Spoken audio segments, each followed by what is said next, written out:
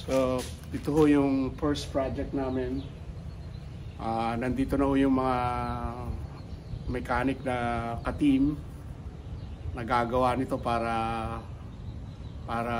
mag-start siya to revive him again. So, gagamitin po namin to na dati pong Jeep Thresher ito.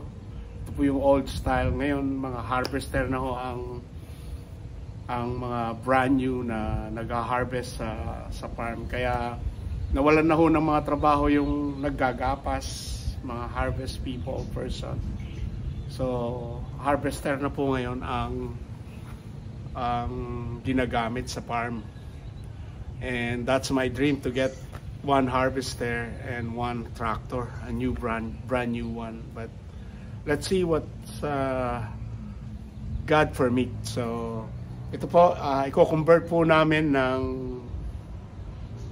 ng loader or truck. So, parang pickup truck para magamit po namin sa pag-hauling ng paghihila. Kaya ayan po siya. Very raw, wala pang upuan. Talaga pong i-convert po namin siya na loading or hauling system po niya. So parang truck para maghakot ng mga fertilizer. O ito po ang dating unit niya, is to get the palay to harvest when it's harvest season. So ayan ho.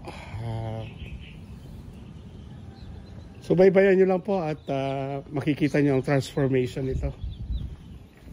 Nothing fancy, but it's a farm use. So one usable equipment sa farm po. Sa farm po namin dito. Kaya tune lang po kayo. And ayan. Wala pa po ang aking mga mekaniko, mga team na mechanic. Kaya maaga po ating time check. It's almost 7, so